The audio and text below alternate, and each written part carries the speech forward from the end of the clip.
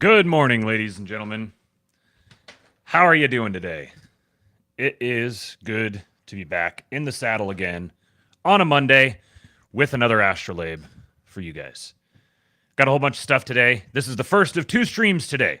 If you are a member of the King Pill Discord, among the elite group there, or if you are a member of the King Pilled, a channel member here on YouTube, then you will get a second stream this afternoon at 4 p.m. Central. I'm going to be doing the second installment in my series of conversations with Emergent Perspective on the Hanseatic League. Last one we did dropped last week. It was Elon Musk as a one-man Hanseatic League. The stream this afternoon is going to be on how the woke mind virus is a Hanseatic League. You might say, no, this sort of decentralized approach, the Hanseatic approach, doesn't work. Well, there is one in operation today, and Emergent Perspective is going to tell us all about that. So if you would like to join us for that conversation live, you can either become a YouTube channel member of the King Pilled for $5 a month. You'll have to do it from a desktop. YouTube doesn't allow you to do it from the app. You just click the link, and actually, here's what I'll do. Should have done this before, but let me copy the link to that stream. Let me drop it in the chat here. This is my stream with Emergent Perspective this afternoon. There we go. And then I am going to pin that message. So anyone who comes in, if you'd like to become a channel member, just click the link, go to that video on a desktop, and click the join button. $5 a month. You become one of the King Pilled, which means you get early access to these interview live streams. There's another one out there for you that you would also get access to, which is the conversation that I had with Jason Miranchuk from Miranchuk Now, formerly known as the 2-Bit Podcast. Miranchuk Now. Jason joined me, and we talked about why Trump is being installed and what that means for you guys. It's not all good news. There's some bad news, but on net, we are the ones who determine what the news is going to be. So we give our reasoning for why we believe that Trump is being installed. It's apparent that's controversial to a lot of people, and I understand why. So we broke down why that is. We also, just before we did that, for the second stream that I did that day, that was the third. The second stream I did that day was also with Jason over on his channel, Miranchuk Now, Mironchuck. Go to Miranchuk Now. And you can watch us live reacting to the Trump rally in Butler. It was a great time. We had a very good time. There was some great moments. We managed to get him up over 1,000 live while we were doing that. So 1,000 total viewers who tuned in for that. And it ended up somewhere in the 1,400 range, I think, something like that. So if you'd like to see that, you can go over to Miranchuk Now, and you should absolutely be subscribed to him. If you're not subscribed to Miranchuk Now, you might not recognize everything exactly because he did rebrand from the 2-Bit Podcast. He has a video explaining why he did that. But there's some meaning to Miranchuk Now beyond it just being his last name. Do me a favor and hit the like button, as Josh Ham says. Shout out to Josh Ham. Just got back, or has been heading back. I assume he's back by now. From doing a run down to North Carolina, one of several guys in the King Pill Discord who have been offering themselves up in support of their fellow Americans. And Josh, I owe you a call back. It may not be until tomorrow, but I'm going to have a lot of time to give you a call tomorrow because I am going to be embarking on a journey across the country. I am not going to the hurricane site.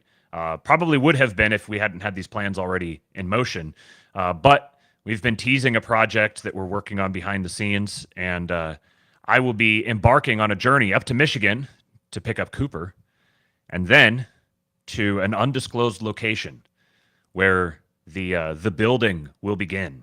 We've made it through the planning phase, the funding phase, and now we're moving into the building phase. So I'll give you guys some little teases along the way. You might get some, you might get a little bit more, you might get a little bit less. If you're in the King Pill Discord, you'll definitely get more.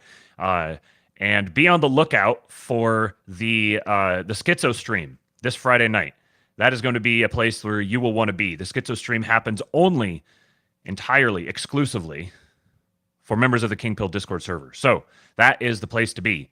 We also just set up a Telegram group as well. The Telegram group is only for members of the Discord server.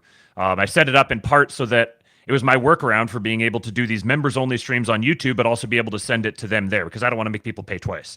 If they're paying me, if they're supporting me by being in the Discord server, then they definitely should get the members-only streams. And it's not super easy to do, so I figured out a workaround, streaming to Telegram, keeping the link private, and all that sort of thing. So the link is not for the Telegram group is not public, but you can get it if you become a King Pill Discord member, and it will be available to any member, any tier level. All right, we got 59 watching now and 23 likes. Do me a favor and hit that like button. Mark Metz, will you also be picking me up? Well, if you are interested in doing some work and you've got a long weekend off, we've got an extra seat. You are more than welcome to join us. All right, so where do we go from here? Let's get started. I've got a whole bunch of things for you guys today. I'm going to follow up on a story just recently. And also, let's see, the one I talked about was the Space Force Task Force. I've also got something about the America PAC. It's an absolute Chad move by Elon Musk to buy Twitter, rename it to X, and then use the handle @America for the comms for his super PAC that he created, the America PAC. Go to @America. This is cool. I'll show you guys some stuff about that. A little thing about voter fraud, and then a whole bunch of reactions and more information about the stuff going on in the wake of Hurricane Helene. And some of it's going to be a little hard to listen to some of it, but like I said in one of the last shows, we need to keep this stuff on our radar because I can already see it falling out of the conversation. Like the amount that it is being talked about and that it is trending and that everyone is focused on it now compared to even 2 days ago, 3 days ago for sure, it is no longer the main issue in the conversation. And it never was going to be. Like this is part of living in this 24-second news cycle. Just the focus constantly changes, and Americans have ADD at the mass scale. So you can't get mad about the fact that it's falling out of the conversation. Such is life. Instead, just keep it in the conversation. So that's what I'm striving to do with sharing some of this stuff, is to keep it in the conversation and maintain that narrative. So I've got several things, some videos, some threads on that, and then some stuff about the Kamala campaign. She's continuing to take notes from the immensely successful Trump campaign, the campaign that everybody was decrying as weak and low energy and not campaigning hard enough. And here, the Kamala campaign is just mimicking every single thing he does, which shows you how reactive they are. And then, let's see here. What else we got here? Yeah, so one of their insane videos. And then I'll leave you guys off with some interesting commentary on artwork, what constitutes artwork, and how these people turned a lifeless field into a lush, thriving orchard in just 3 months. This is a great story for people to take notes on, especially as we're building up our civilization. Having this sort of know-how, being able to mimic people who have mastered these little things instead of trying to recreate the wheel on every front, just collect all the good ideas and start adapting and implementing them for ourselves. So I got something on that, and then a great quote from Saint Sophronia of Essex to leave us off. So let us get started with, this isn't slop. This is just straight up wholesome. We want to get our minds framed right. This is what we're building for. God, help us get out of here tonight.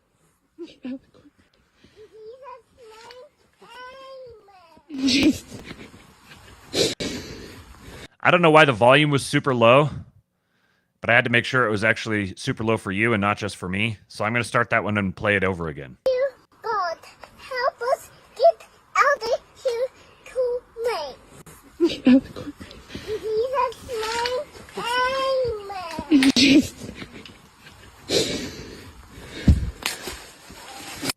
God. Absolutely adorable. Wholesome timeless cleanse. Timeline. Oh my God. Wholesome timeline cleanse from Andrew Torba. Good friend of the show, Andrew Torba. Another one. This one here I had to throw in at the last minute because the reason I was delayed was because nature called, so I had to go sit in another room for a little while. And as I sat in a little while makes it sound like I sat there for a little bit. And as I'm wont to do, I began scrolling looking for more show content, and boy did I ever find show content. Halo in Unreal Engine is exactly how my brain remembers the original game looking the first time I played it as a kid.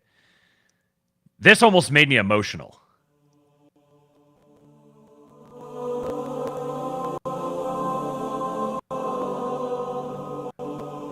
Let me know how the volume is.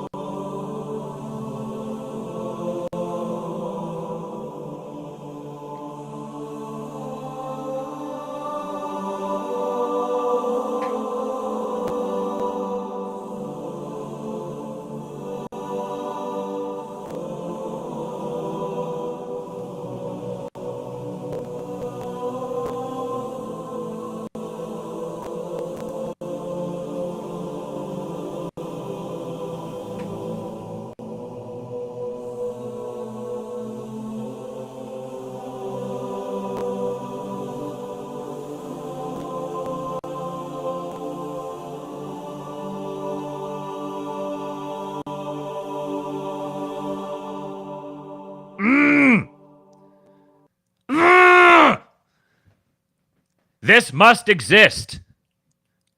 This is exactly how my mind experienced it.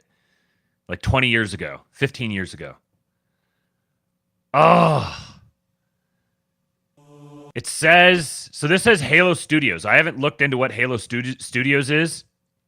If someone wants to look that up. And it says work in progress content rendered in Unreal Engine. So I don't know if this is if this is a teaser. Is it?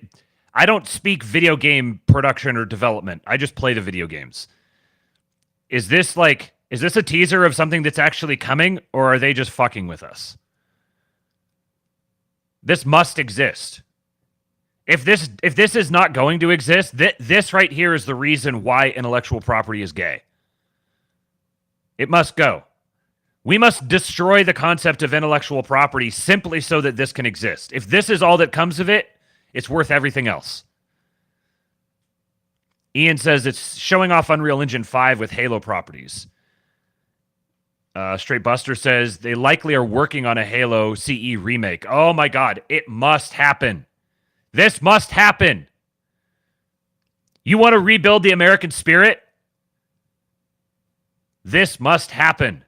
This is our culture. This is JD Vance culture. Someone get in JD's ear. Make him lean on someone. Make him, here's a reference for some of you guys. Make him take all the devs on his private yacht. Put him on his private yacht and take him way out into the ocean. And have a little meeting with him. This must happen. All right, more wholesome soul fuel. Luke at Orthodox_kid on Twitter said the choir has no business going that hard. Just drink this in. Sit back and just enjoy this. Let me get the volume up. Just experience bliss for 64 seconds. Singing the triumphal hymn, shouting, proclaiming, and saying, Holy, holy, holy, Lord of Sabaoth. Holy, holy, holy, Lord of Sabaoth.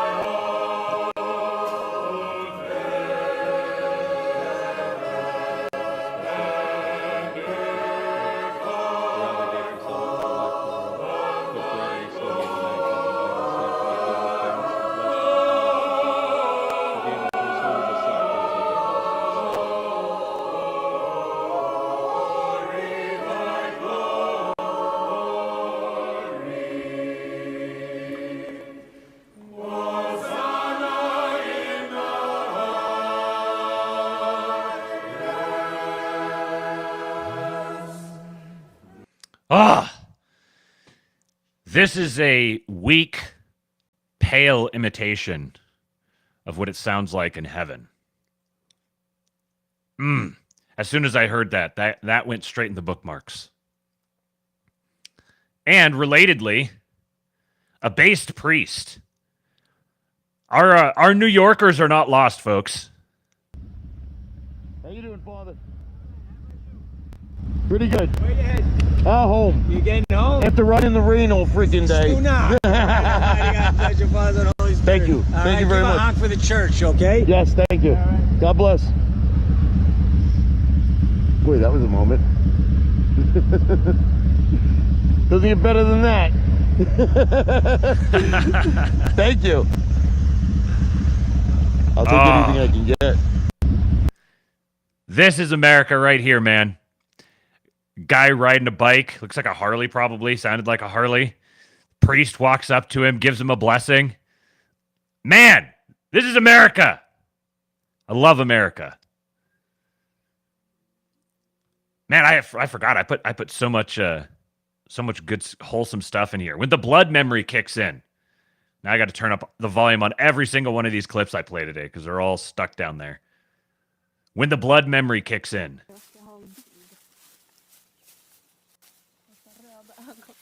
Hey! Ah!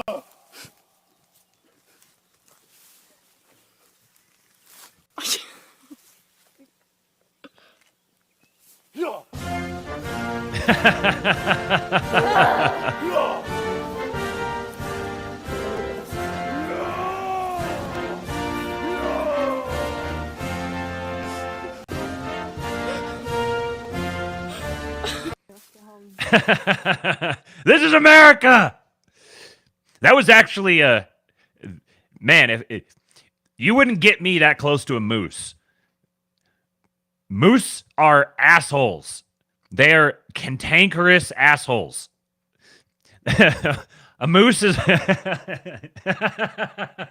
moose are like the Jason Miranchucks of the animal world.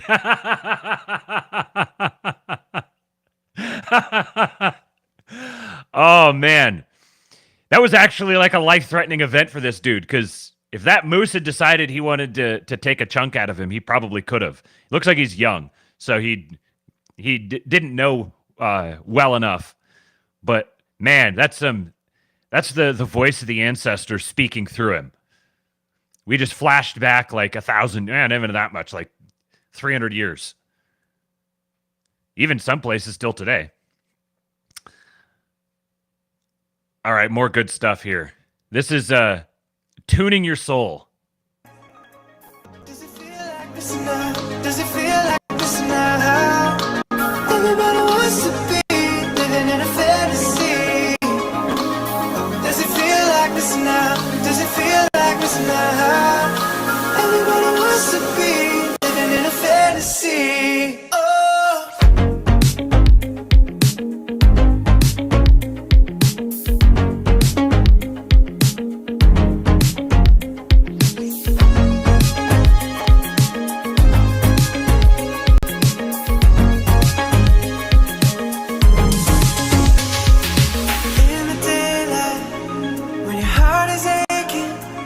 For the night to get here, so you can start the chasing, or something to make you wonder, are you doing it right? Oh, when it pulls you under. Is most of this stuff slop? Of course it is. It's absolutely slop. But it was our slop. This is our slop. This is America. If you're an American, you love it. You love it. Doesn't matter what it is. You don't need to go any deeper than the surface for some of this stuff. Just the aesthetics, the memories, what it reminds us of how we were bound together so much more than we are now. We will bring this back. Does it feel like this now? Does it feel like this now? It toward the hole, Peter backhands from the Does it feel like this now? Does it feel like this now? Everybody wants to be living in a fantasy. Oh.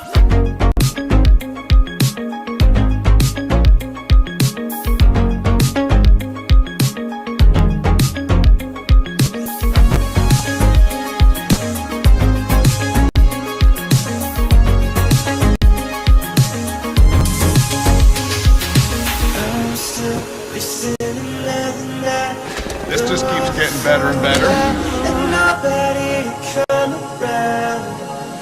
I'm still wasting another night.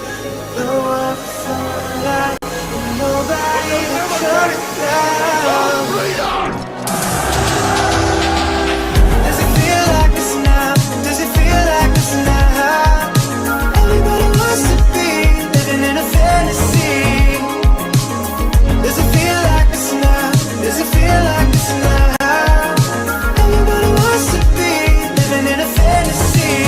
Oh, does it feel like this now? Does it feel like this now? Everybody wants to be living in a fantasy.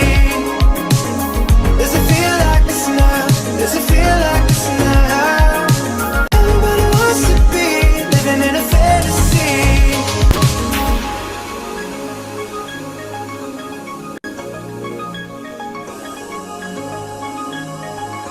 Welcome to the 90s, Donald.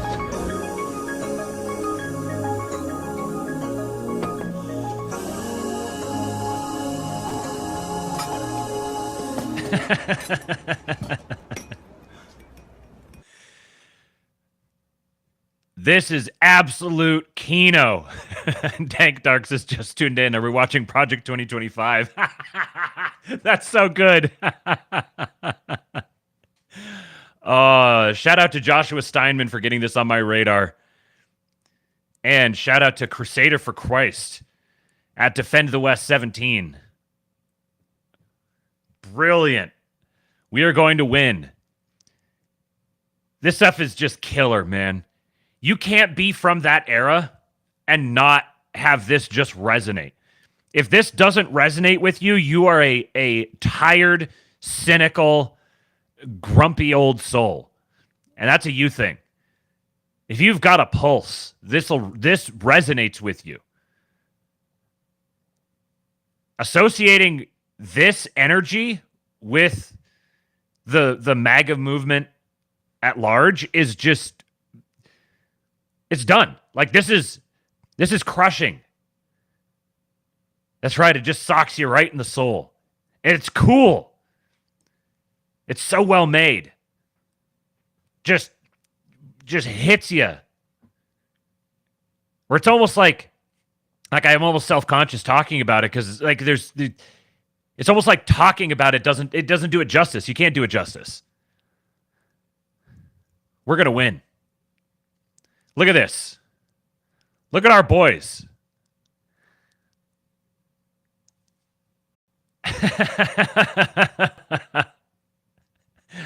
Wearing the Occupy Mars t-shirt, the CTO, our beloved nerd, our wonderful autistic rocket man, the boss, framed in the center, with the two young guys coming in to take up his mantle.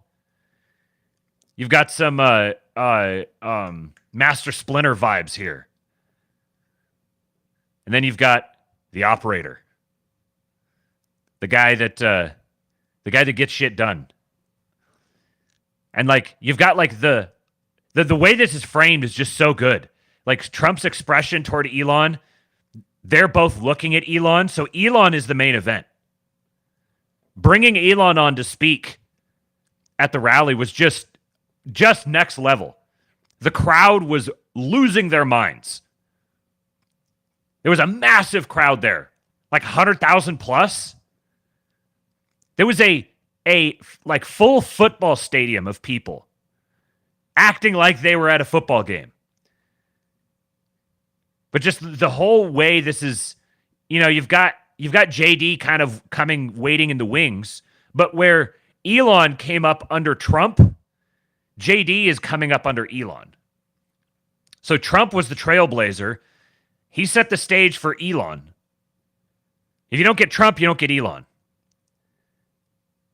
Then because you have Elon, you now have Trump and Elon, which is what brings JD in. But JD is being brought in by Elon.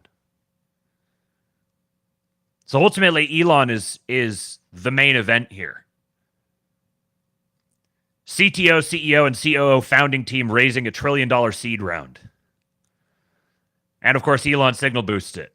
He took the image from, so some guy, some smaller account on Twitter, took a video of him. In that video, someone in the replies paused it and took this shot of his face. Someone else said Elon should have this as his new profile picture. Elon saw that and made it his new profile picture. Put the American flag behind it. It's so campy. I absolutely love it. It's just kitsch. And he said that they have a Gothic script dark MAGA hat coming. Oh my God.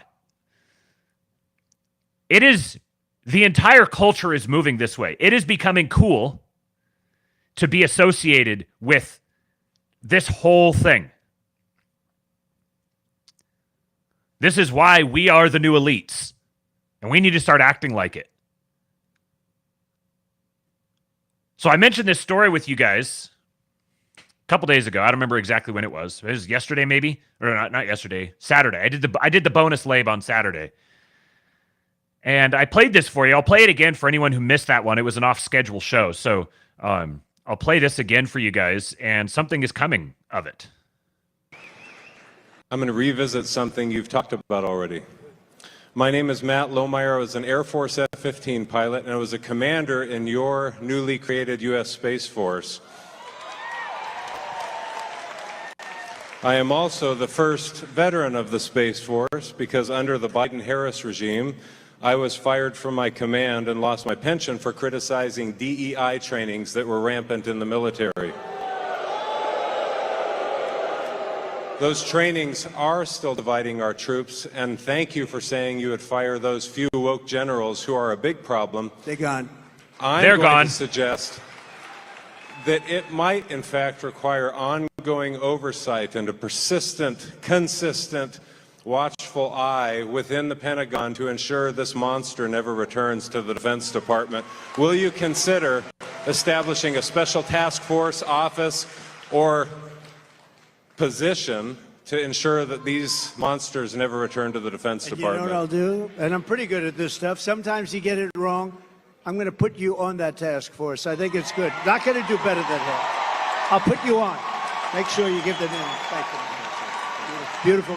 Right? I have your approval. Yes, sir. I have your approval. We're not going to get better than him. You're right about it. You're right. 100%. Thank you. What a frickin' brilliant move. I talked about this already, but I can't get over it. The absolute brilliance of this. Right there in the moment. I'm creating that task force. I hear you, my constituent, who's been wronged by all this stuff.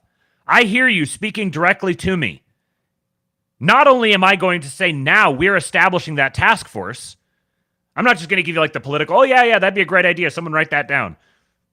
No, he says, not only am I going to create it, you're going to run it. I am hiring you to run this task force. You, who are most personally aggrieved.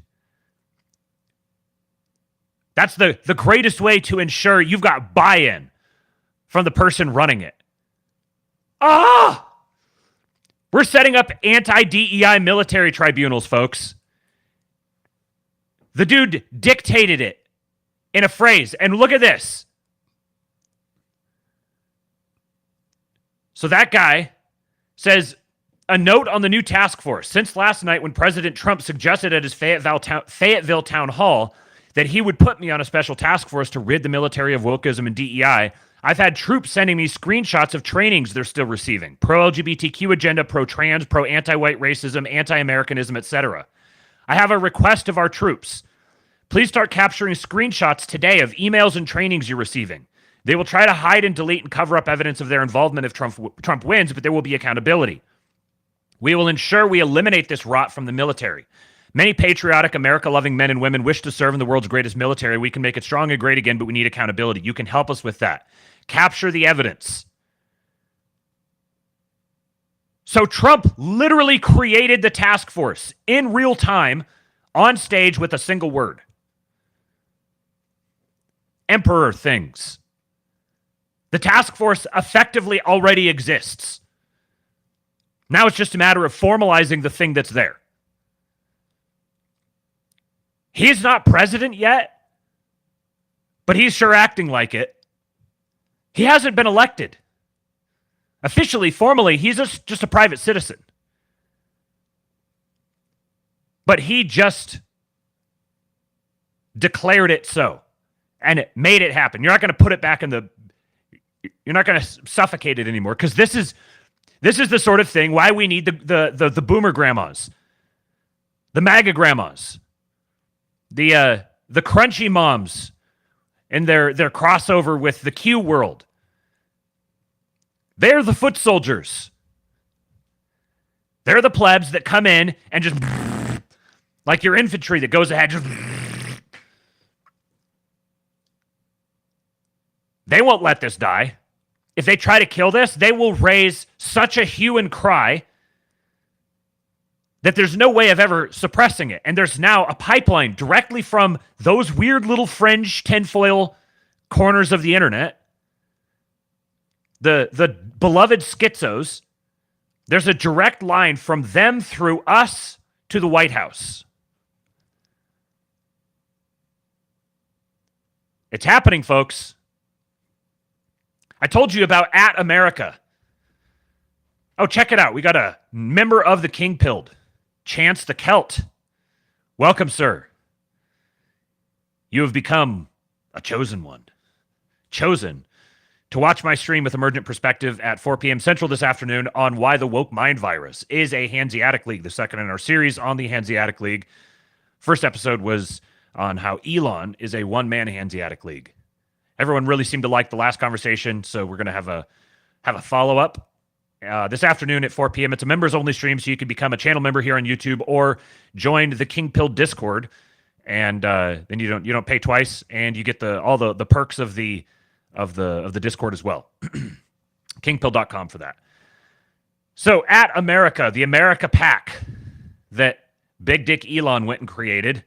America PAC was created to support candidates who champion secure borders, sensible spending, safe cities, fair justice system, free speech, and self-protection. And Elon is paying $30 an hour for swing state ground game volunteers. Join our team. Email us if you're interested in working on increasing voter registration and voter turnout. Pay starts at $30 per hour with bonuses for performance. And they've got Pennsylvania, Michigan, North Carolina, Wisconsin, Georgia, Nevada, and Arizona at theamericapac.org. If you need to make some extra cash, you got some time, you can go make $30 an hour increasing voter registration. They're not fucking around. This includes North Carolina and Georgia, so this can be used as back channel relief for anyone with severely disrupted employment due to Hurricane Helene. Ding, ding, ding. Imagine someone actually paying for talent and not just expecting volunteers to show up and be served cold Domino's pizza while phone banking.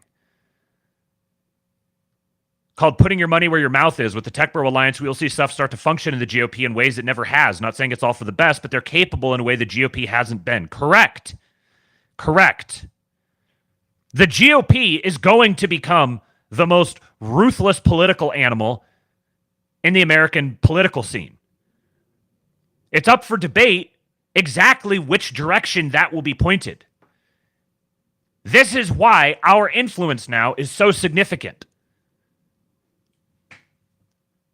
I'm just a small voice. But when I talk about stuff, other people can pick it up and they can talk about it. That gets it on the radar of bigger voices. And they'll start talking about it, which gets it on the radar of bigger voices. And we're now, like, through a bunch of different vectors, you guys listening to this show are something like maybe 4 degrees removed from the White House. 4 to 5 degrees. And there's a channel that's being created here that we can capitalize on to ensure,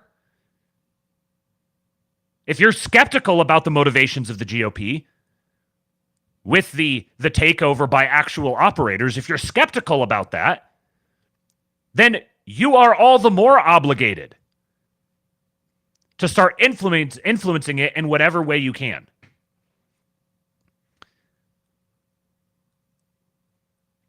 Relatedly, they have another thing. Sign our petition in defense of your constitutional rights to free speech and bear arms. Goal is to get 1 million voters in swing states to sign this petition. For each registered swing state voter you refer that signs the petition, you get $47. So if you know people who are registered swing state voters, send them this petition, get them to sign it, and they're going to pay you $47 a piece.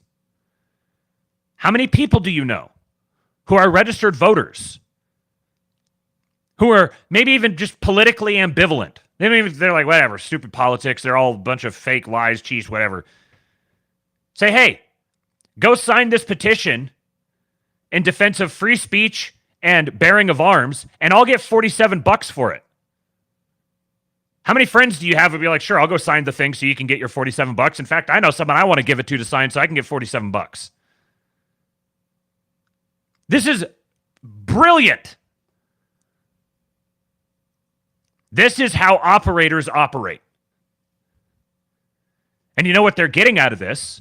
This is not just like magnanimity. Of course it isn't. They're getting something out of it too. They're getting data. They're signing you up for the email list so that they can keep your temperature and provide you the products that you want.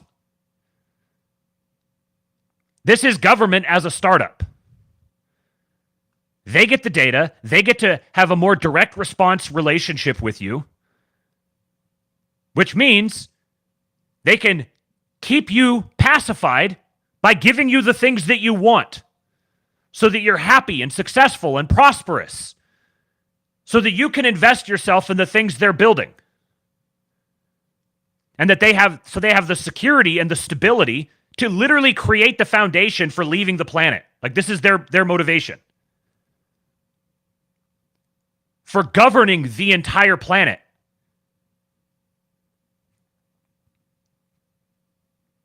Of course, this can be taken off in all sorts of terrifying directions, but that's exactly where we come in.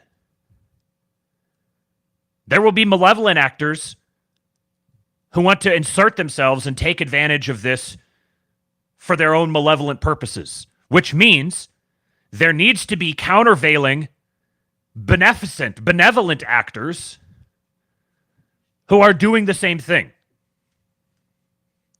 This is the new frontier. Check yourself out of the normie land political blah, blah, blah, blah, blah. This is where things are going. The energy on it is picking up so fast.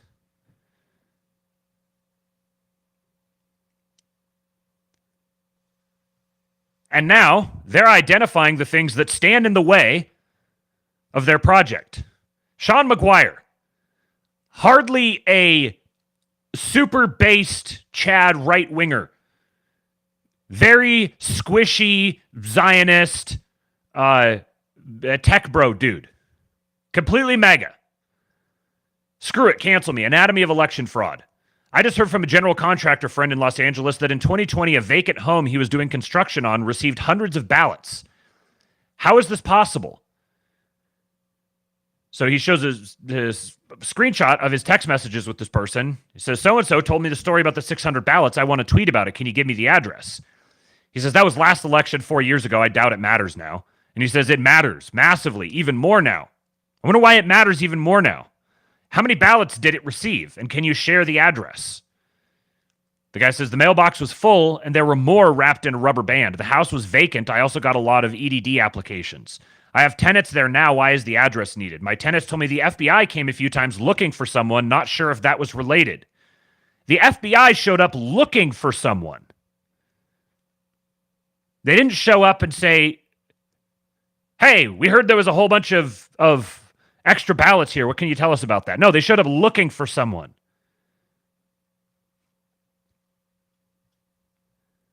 And then he shares another one. Someone messaged him, hi, Sean, I saw your tweet about the hundreds of ballots being sent to a vacant address. The same thing happened at a house I was renting. It had been empty and being renovated. We moved in 2019. A massive bundle of ballots showed up one day, bound in rubber bands. Had to be hundreds of them. We reported it to the landlord and gave it to him to deal with. Address was blank. Okay, if someone wants to investigate further, I'm happy to share it with them. Just don't get my family pulled into some craziness publicly. I wish I'd taken pictures. I'm going to check to see if anyone in my fam had taken some. It was pretty wild. Everyone talks about how California is this just bombed out lib shithole. And really, that's exactly what it is. It's been bombed out by the libs. But this notion that suddenly California just went completely blue because of the native preferences of the population is completely fake and gay. Yeah, there's a huge amount of lib culture and sentiment and everything there. There's no doubt. There's a huge amount. But I don't think people realize just how freaking many people there are in California.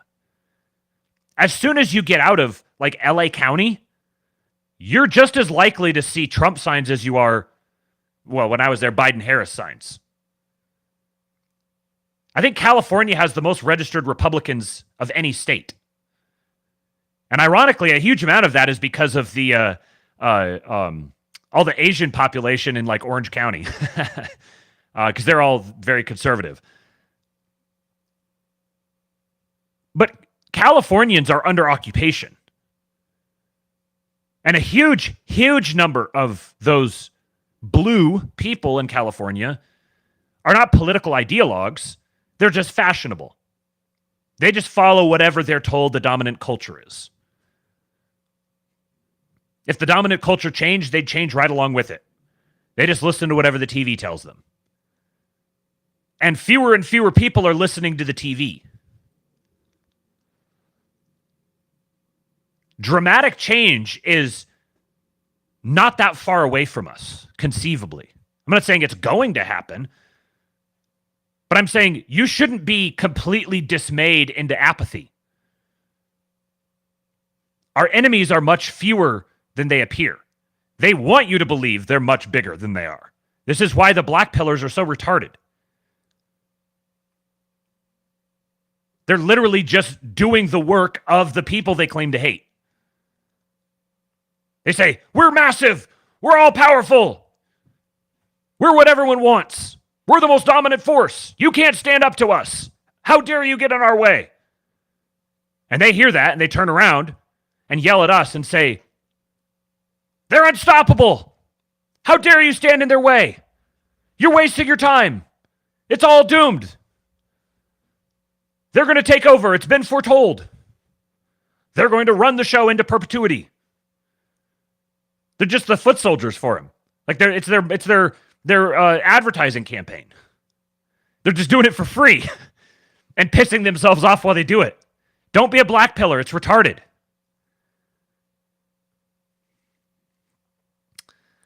Now this one here, I thought long and hard about playing it. And especially now that I've got you guys riled up with that last little bit, it's extra hard to listen to this now, but this needs to frame what comes after it. This is from Johnny Midnight. He's sharing a video from someone else that was posted on Instagram. And I think I know who this is. That's why at first I was like, I have no idea if this is even real. And then I got pretty good confirmation that this is actually real. Bullshit. Turn the volume up. Steel yourselves. This is hard to listen to. Bullshit. While Americans are dead. We're in the same goddamn state. The National Guard wasn't even activated till Sunday. Our state fucking government and our federal fucking government are nowhere to be found for Scots-Irish, Anglo-Americans on the fucking mountains, okay? Our fucking military is too goddamn busy being deployed to a fucking war zone that isn't between us. That has nothing to fucking do with us. The Tennessee State Guard was deployed 2 days before the hurricane hit. Our entire fucking military, they're not allowing anyone out on leave. No one can take leave to go find their dead kids. but they're being stood up to go to goddamn Israel. So if you guys don't make something out of this goddamn movement right now on the backs of our fucking dead kids in the mountains, I don't know where the fuck we are. So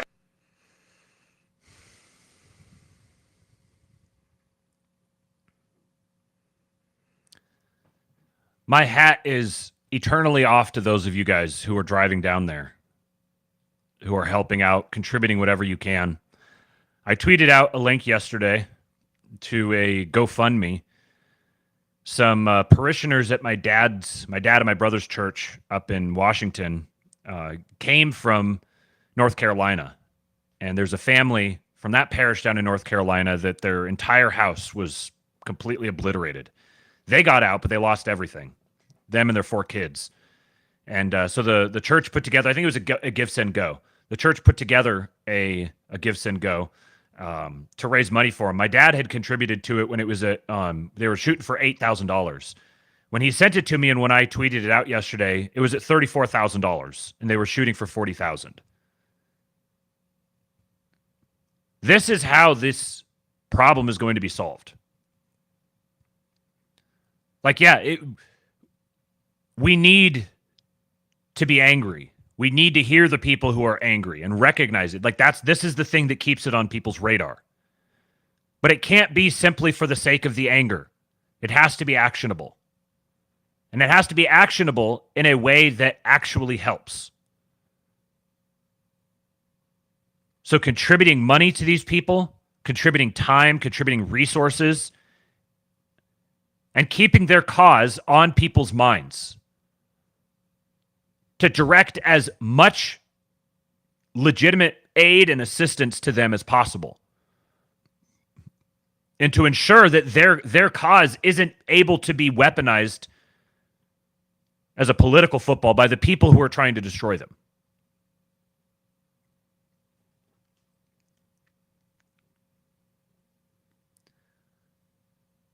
At the Prester Khan on Twitter, followed by a bunch of mutuals, he says, I'm sure a lot has been speculated about what's going on in Western North Carolina.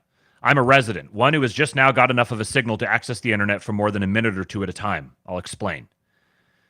Utterly devastated, obviously, is the state we're in. Were it not for the good old boys borrowing tractors and backhoes, siphoning diesel and firing up chainsaws, we'd have all been stuck for days or weeks longer than we were. We sure as hell didn't have any state or federal assets coming to help. Our own governor didn't bother to declare a state of emergency until 3 days in. Around 70% of aid is going into the Asheville area. Forgotten are we mountain folk. And of course, he gets community noted. Governor Roy Cooper, more on this F-slur in a little bit.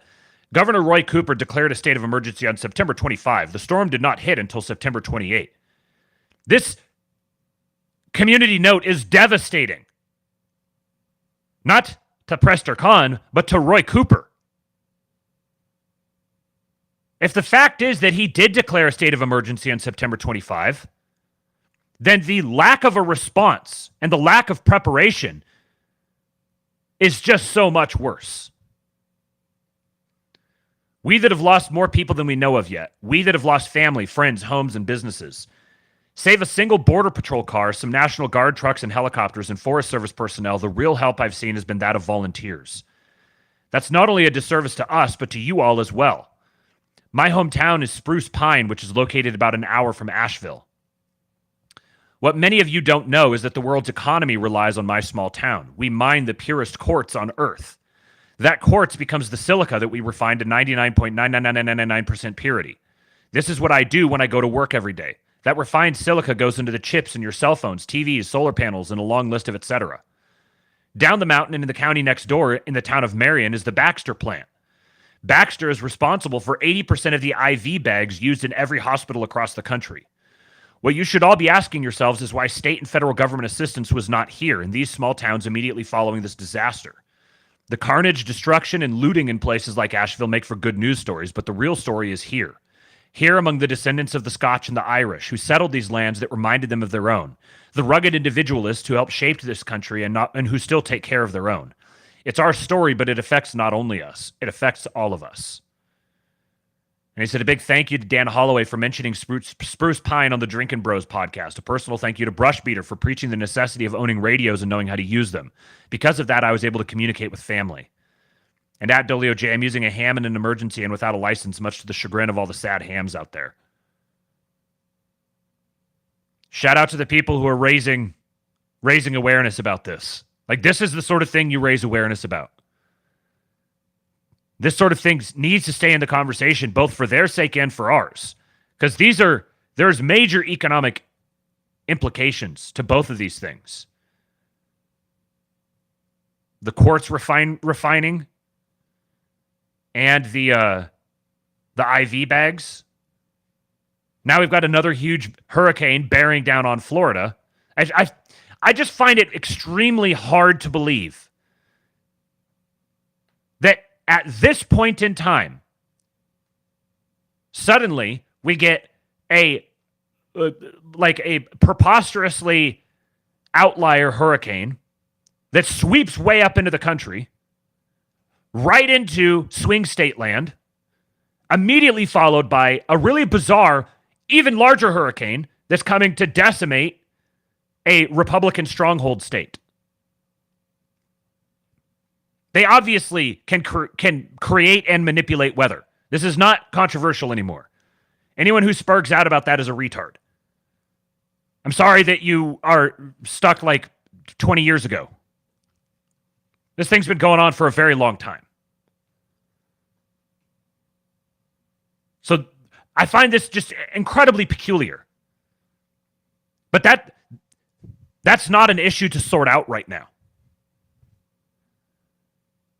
The issue to sort out is protecting, providing for these people, defending them if necessary, helping them to rebuild, and protecting and preserving the communities in Florida to whatever extent possible as well. Fortunately, they have a competent governor who's actually doing something about it. More on the governor of North Carolina in a little bit. An update or a clip from the most cohesive interview with a local I've seen. This is from Gardens Are for Health. Chrissy's respected locally. She's an expert on outdoorsmen and river life. Media and politicians have no concept. It's mind-blowing her neighbors had to run to the woods to survive. So I'm going to speed this one up just a smidge because it's a little bit of a longer video. Pull the volume up. And then we'll listen.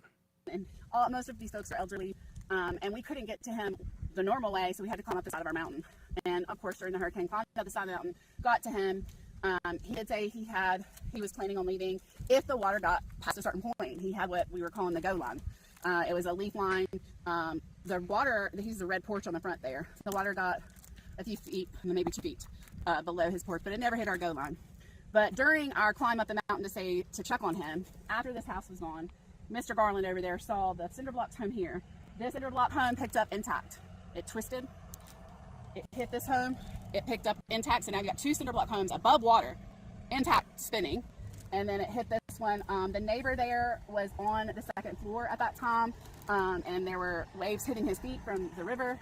We saw him exit the back of the home, or he saw him go into the home, but we didn't see him exit the back. And I think what had happened was we were looking for a pink shirt, and I think he might have put a coat or something on, or just for some reason we didn't see him go up the back. But he did escape. We thought he was dead for the last few days, but he's not.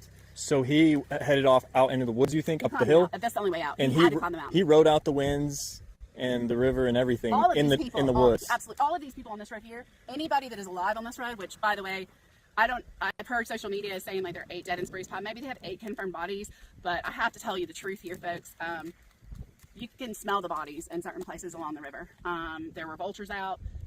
They have marked, with they being the National Guard, have marked over 100 bodies in a 6-mile stretch of river. Possible bodies, just where they think they are. You can't see them, guys. Their bodies, the smells, the things are either buried in sand or they're up in the trees and they're crushed in sediment. Yeah, I just saw a chicken right there. You couldn't really tell. Like you'd smell something, you saw flies. Yeah, So the National Guard, is there a lot of National Guard helping right here? There weren't at first. The first 4 days, 3 to 4 days, we were down here by ourselves.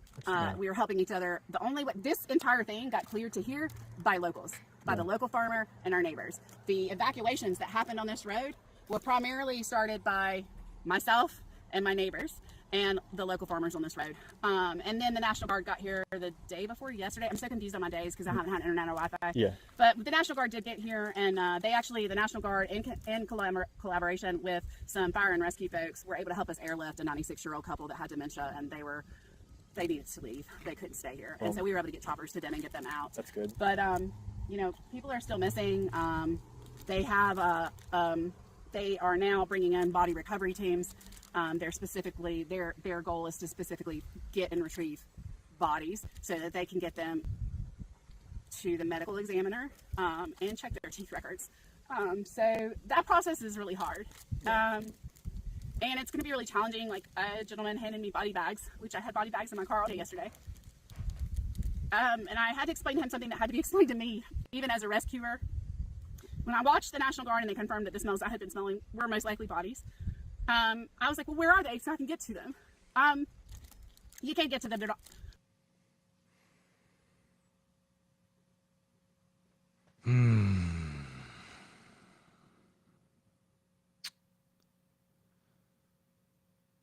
Can you imagine how betrayed these people feel? Like, it's hard for me to wrap my mind around the type of catastrophic devastation on a mass scale that they experienced. Like, the idea of having to bail up out of your house and sprint up the hill into the woods and hunker down, and just houses just being obliterated off the landscape, smashing into each other. And the number of people who had no possibility of recognizing something like this was coming. Or they underestimated it. And were like, oh, I can run back in and grab something real quick. I forgot my phone. Got to run back real quick. How many stories have been completely lost out of this? Where a family member ran back inside real quick and the other family was out there, and then the house got wiped out in front of them. And they experienced that, and then they got wiped out. And maybe will never be found again. I said in one of the last shows that we're never going to get an accurate accounting of the casualties of this. You're talking about hundreds or thousands of people being wiped out suddenly, completely covered by debris flows. Like, some of these things, some of the debris flows aren't even going to get excavated until maybe years from now. There's so much else to do. Something like some little bend in the river or something. A whole town gets washed down a river. Some little bend, everything kind of gets piled up and strewn everywhere, and there's massive silt deposits and trees and rocks and everything just crammed in there. That's not a top priority thing to excavate. There's so much else that has to be done. There's people out there who still, right now, would have no idea. They're, at this point, having to assume that their loved ones are dead. They have no idea where, when, how. This is across thousands, tens of thousands of people. One of the worst natural disasters in American history. And yet, the federal government has chosen this as the time to just completely show their ass. Mike von Steuben says, today I had my first direct encounter with FEMA. I've also heard firsthand reports from people I closely work with here on the ground about similar incidents. A trend is forming. I'll do my best to provide an accurate, unbiased analysis of it here. Buckle up, this is a long one. Today, we convoyed to Pensacola, North Carolina. The route had just been partially cleared from the north. We loaded up 10 Vicks with generators, filters, charcoal, and all the blankets we could fit. Our large convoy took all hour to make the trip over the most treacherous roads I've seen yet. We finally arrived safely at the fire station. We were informed by a female logistics officer that they were not accepting any more donations until Monday, and to take our supplies back. Some locals who were distributing supplies from that fire station told us that FEMA had taken over and was doing an inventory. They also told us that they were only distributing animal feed and hygiene items like toilet paper. We did our best to distribute our load anyway. We sent ATVs into the hills to knock on doors. I put a cardboard sign on my truck advertising what we had to passersby and managed to offload some of it. In the end, we were forced to return with 70% of what we came with. I reported the incident to the church leadership and they were stunned. The pastor's wife told me that something similar happened today at the Mitchell High School, where American Red Cross workers arrived, kicked out all the volunteers, and took the supplies to inventory them. Summary: FEMA and the Red Cross seem to be methodically taking over distribution centers and shutting them down to inventory them. They also sent representatives to our distribution point at the church, but left us alone. Analysis: prior to this incident, FEMA had only been observed in an administrative role, but the results of that role are now coming into effect. They are attempting to centralize control of supplies and are allowing bureaucratic red tape to interfere with distribution. Recommendations: drop off supplies at churches only. FEMA has no authority to seize anything from a church for now. Send a route recon ahead of planned convoys to check for roadblocks and verify that supplies will not be rejected at the destination. Motorcycles are ideal. So if you're one of these guys, doesn't have anything better to do, and you can go down there, if you've got a motorcycle or you can get a motorcycle quick and easy, they're going to need runners. They need runners to run interference with the federal government so that they can actually supply aid to people. He says FEMA has no authority to seize anything from a church for now. When this changes, that's the red line. That's the no-go zone. If FEMA wants to come in and start seizing aid that's been brought to churches, they need to be thrown out of the state. They need to be thrown out of the state already.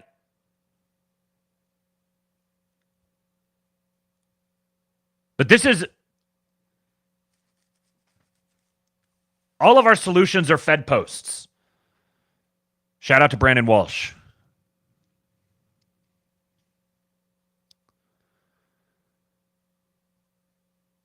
Here's the FEMA disaster preparedness meeting. Sparked a few things in my mind, thinking about preparedness and how you said, LGBTQIA people and people who have been disadvantaged already are struggling. They already have their own things to deal with. So you add a disaster on top of that. It's just compounding on itself.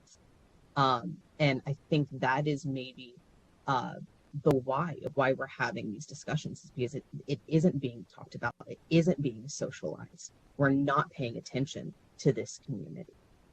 Thank you so much. Maggie. Thank you. There are a couple of things that are intersecting in my mind here. One of them is the culture of emergency management as an organization, as an industry in the United States specifically, not abroad.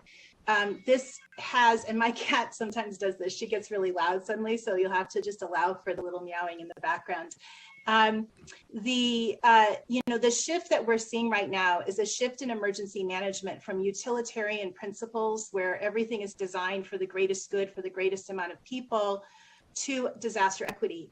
But we have to do more, right? And so this topic is intersecting, I think, with a number of other topics where we have to look at policies and understand to what extent they have disadvantaged communities that had less assets, communities that had pre-existing vulnerabilities in accessing disaster-related recovery supports. This is what it looks like.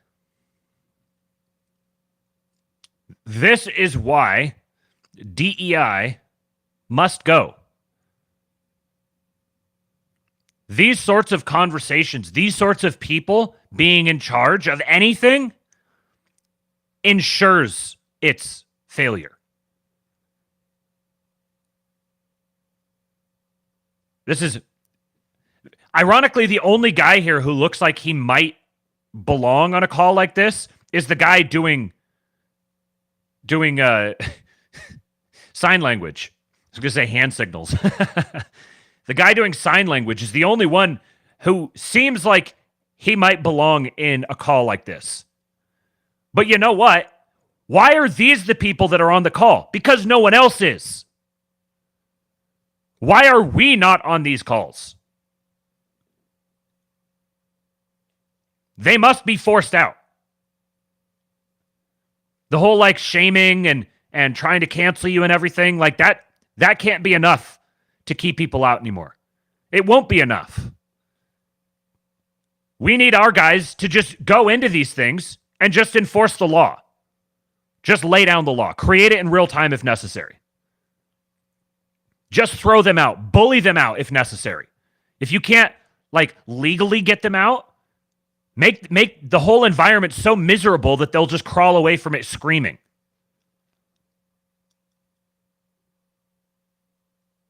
Video proof.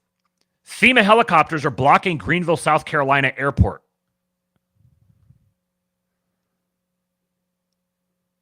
What's happening? We're at the airport again. Well, we're at the airport today. Yesterday, they ran like 30-something planes, a bunch of trips up to Western North Carolina, Asheville, you know, that whole area, wherever they can land and drop off supplies. And FEMA has flown in like 10 or more helicopters and blocked a runway here at Greenville downtown. Completely took over, or almost took over the operation, just because they're doing some good here. FEMA's going to come here and try to stop it. And they took over one of the hangars over here too. We'll show you as much as we can. It's absolutely ridiculous. Okay, here's the helicopters that are blocking one of the runways here at Greenville downtown. All flown in by FEMA helicopter pilots. And they're just sitting there doing nothing. And you have Greenville Aviation over here taking in all kind of supplies, everything that people want to drop off. There's a huge operation going on over here. Yesterday we ran about 30-something planes, or they did, I didn't fly anything, but just putting stuff in planes, taking it up to Asheville and other areas, and they came in and halted. FEMA came in and halted all that operation. And there they are, just sitting over there, doing nothing. When there's thousands of pounds of supplies over there that could be taken, they're just sitting there doing nothing. And blocking the runway with however many helicopters.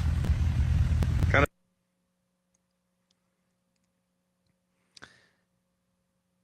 This happened also in Western North Carolina.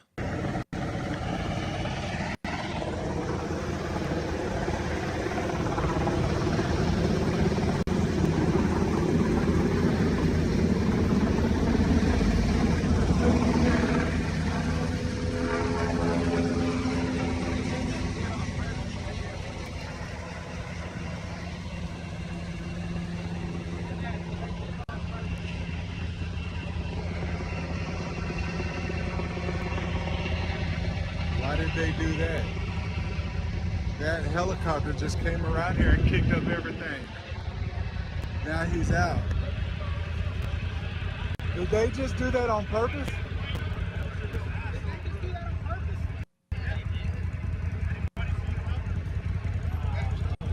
Wow, that was crazy. Brother, I got him on camera. But do y'all really think that was on purpose? Absolutely.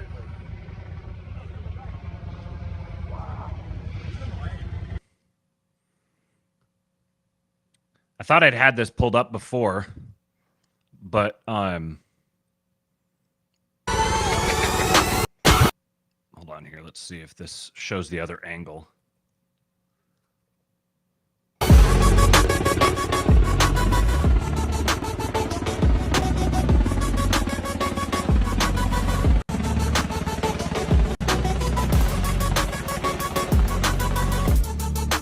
Yeah, here you go. They flew in and hovered around for a bit, looking like they wanted to land despite our signals telling them no.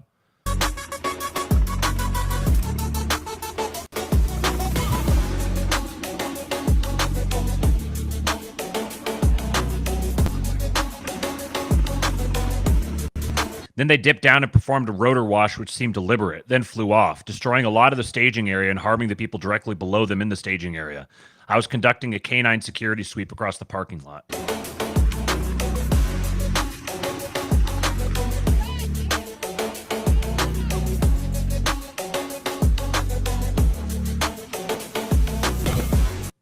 This helo was unmarked, and we were able to zoom in and see masked persons.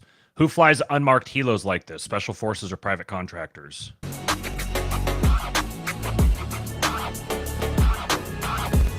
Local PD came in, and we've been trying to find or track their flight info to find out who they were and where they flew in from. Nothing. They're ghosts.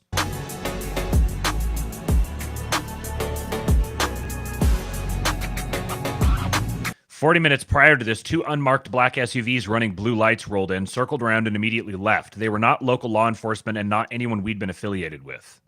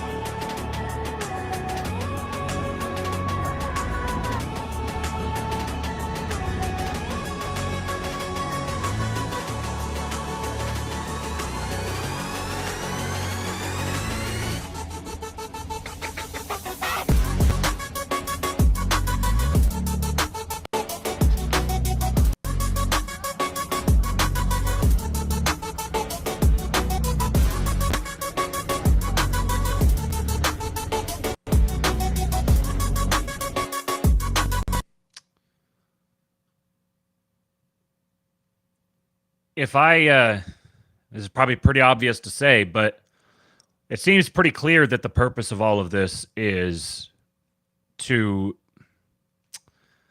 want to turn this place into a war zone, but they're not going to fire the first shot.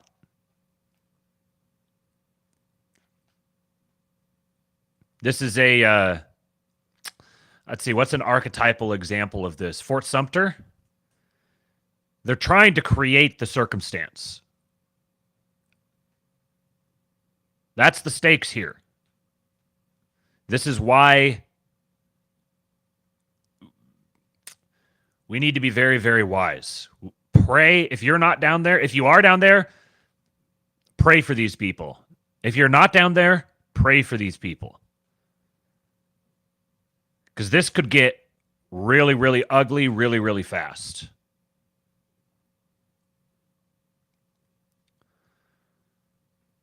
From @feels desperate, coddled affluent professional. Note the avatar there. Superfluous elite, center-right Foucault curious, anti-med Twitter, expansive liberatory agenda, overbroad definition of fascist.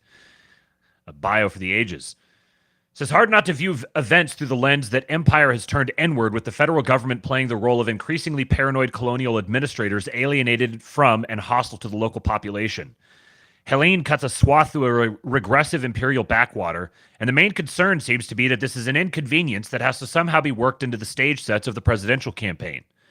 Don't these people understand there are more important extraterritorial matters, Ukraine, the Middle East, that are of priority?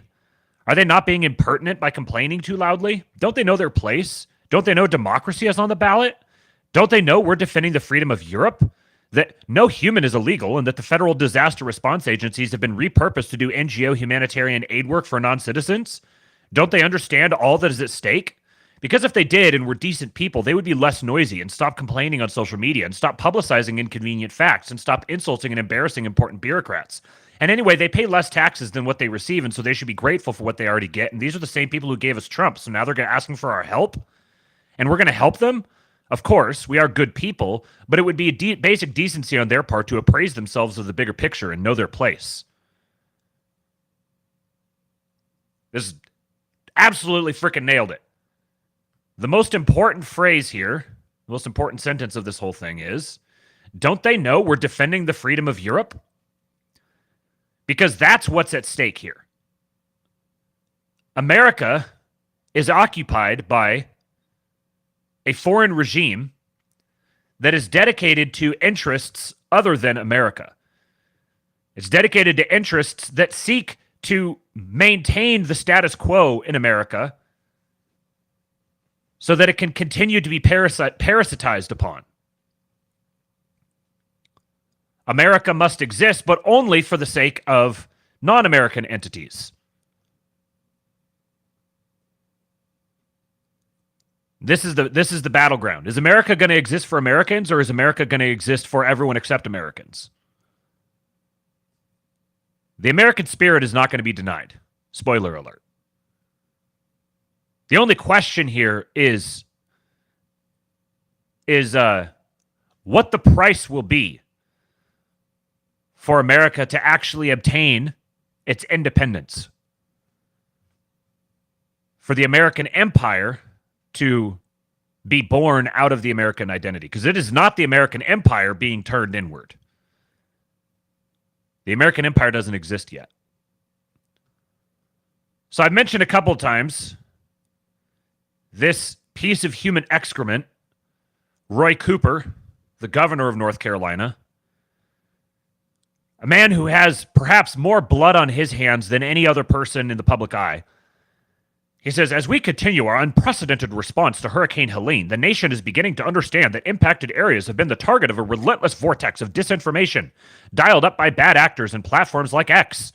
We need to work together to rebuild and recover from a catastrophic disaster like this one, and spreading false information to sow chaos hurts real people. Politicians, billionaires, and grifters who peddle lies during a time of crisis should be held accountable. The thread goes on, but it just gets worse. These are my thoughts. Understand how evil these people are. First, they were incompetently and criminally underprepared for a massive hurricane that everyone was raising hell about. Then they criminally slow-walked the response and aid to Heartland Americans whose homes and lives were obliterated.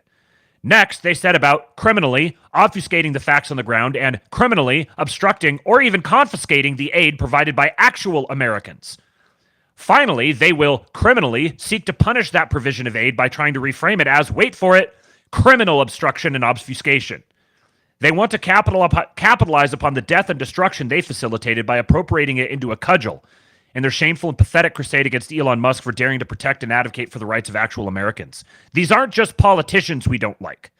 They are criminals. This is criminal behavior. The deep state, the regime, the cathedral, whatever name you want to give to it, the synagogue, it's organized crime. That's what it is. The federal government has been infiltrated and taken over by organized crime.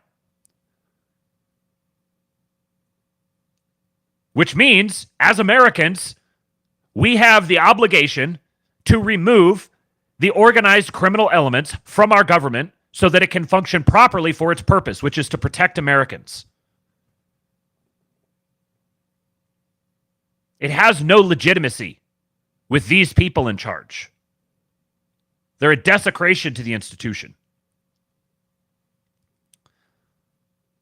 By now, everyone has heard about the hero helicopter pilot who was threatened with arrest by the assistant fire chief if he flew back and rescued the husband of an elderly woman he had just rescued. Well, this is the niece of the elderly couple speaking out. I don't know if you guys have seen this video, the original video. I wasn't going to play it on here because it's almost 15 minutes long. But the people are just, they're so gracious, much more gracious than I probably would have been able to be in the moment. So she says, my uncle was stranded during Hurricane Helene after the pilot who tried to rescue him was threatened with arrest.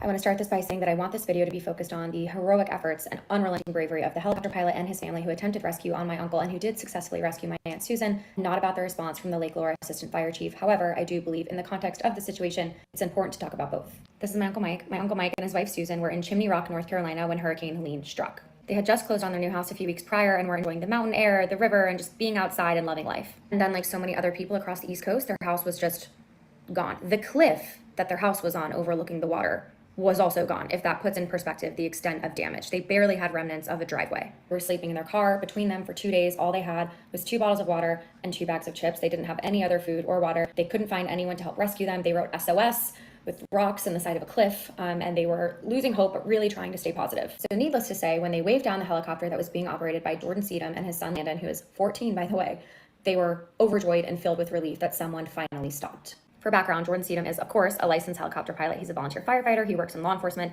and he got multiple clearances to fly into the area. There were no flight restrictions on the area. He coordinated with air traffic control. He was coordinating with local responders. All was good to go. Another reason his help was so essential, from what I can understand, there's only specific kinds of aircrafts that could even really get into the area where my aunt and uncle, along with many others, were stranded. They had already gotten people to safety successfully, and they even slept in a pilot lounge nearby so that they could be ready to help the next day, which is just, I am just humbled and honestly at a loss for words by their bravery and their generosity to do this and fund this, by the way, out of their own pocket for people that they don't even know. Jordan and his son landed the helicopter. They got my Aunt Susan. They were concerned about the weight of the helicopter, essentially. So it sounded like Jordan only wanted one other person in the helicopter. So he left his 14-year-old son with my uncle. They took my Aunt Susan to the rescue site first, and then they were going to come back for my uncle. I want you to understand the ride from where my uncle was stranded to safety, which is where there were different rescue teams and paramedics, etc., was a 3-minute helicopter ride. 3 minutes. When Jordan lands with my Aunt Susan at the safety site, he explained who he was, his credentials, who he'd been coordinating with, air traffic control, law enforcement, first responders, and some people were really grateful for the help and started giving him directions. But then the assistant fire chief told him, in short, that if he continued to interfere with his operation, that he would be arrested. Jordan essentially tried to de-escalate and was like, okay, got it. I will just go get the victim, my Uncle Mike, and my son, I'll bring the victim to safety. We'll be out of your hair. And the guy said he wasn't allowed to do that either. He had to leave his minor son stranded on the side of a cliff in the middle of a hurricane, basically. Jordan obviously wasn't about to do that, so he did go back and get his son, and then he had to deliver the news to my uncle that he had to leave him there without my Aunt Susan, alone. And I'm just going to show you the clip from an interview of Queen City News with my uncle, because I think that's the only thing that can really capture the anguish that everyone was feeling in that moment. When I got to the door, he said, "I am so sorry, but I'm told if I bring you back that I'm going to be arrested and I can't take you back with me. And in fact, I was told I couldn't come get my co-pilot, my son. I just told him I'm not going to leave my son here." He said, "I'm so sorry. I don't know what to tell you, but I need to take my son and we're going to leave. And they've told me they're aware of where you are and you will be rescued." He takes off. I had no idea where my wife was. I couldn't comprehend what was going on. Like, how did this make sense? And when, if ever, I was going to be reunited with her, or how long it would take for some other rescue crew to get back to me. So that was the most stressful part of the whole experience. I can watch my house go. I can watch our neighbors' houses go. We were together, right? And we knew each other was safe. And when he left, that thought, right, just kind of disappeared. Like, okay, I don't know what's going to happen from here. I'll make a part 2 to talk about how my uncle did eventually get to safety by swimming across the river with his cat Cleo, as well as the response we got from the town manager about the fire chief's actions in threatening Jordan Sedum's arrest. So out of all of this, you might think it's just unconscionably, pathologically evil and retarded. But the way that the rescue team actually rescued him is, instead of flying in there, setting down the helicopter, getting him on and flying back out, they went on foot across the river, threw him a line, and pulled him across the river.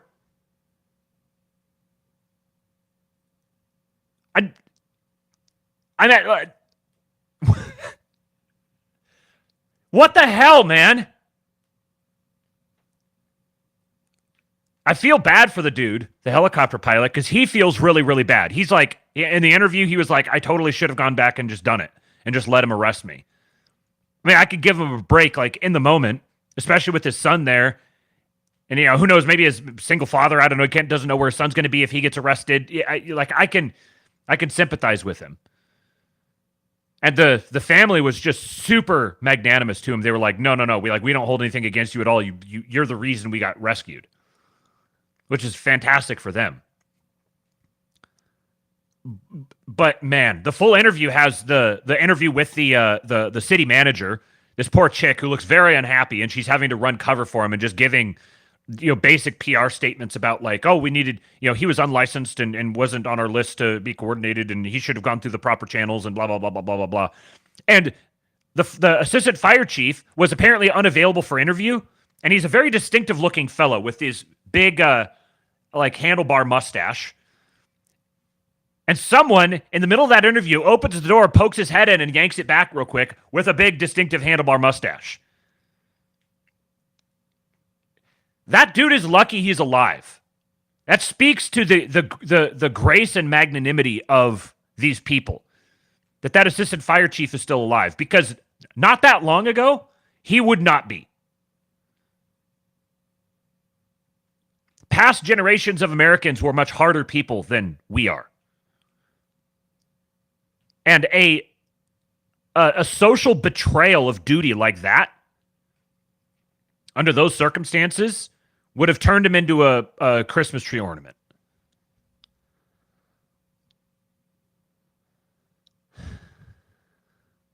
Okay, so now to things that are less enraging and more just, actually kind of funny. This sums up the two campaigns really well. From Bowtied Ranger. Pop Crave. Kamala Harris will appear on Alex Cooper's Call Her Daddy podcast next week, one of the top podcasts for women in the U.S. The interview will be focused on reproductive rights. It's a porn podcast. Talking about sucking dicks and stuff. Meanwhile, here's Trump. Leaving North Carolina now. It was really hit hard. People are rightfully disgusted with the White House response. Worse since Katrina. Incredible people. Do you think the people of that region are going to forget about this? The worst possible thing that could happen to Kamala Harris is being elected president. Being elected, installed president. That would be the worst thing that could ever happen to her. She'll be lucky if she's able to just kind of slink off into the darkness and nobody ever thinks about her again. That's like the best possible outcome she could hope for.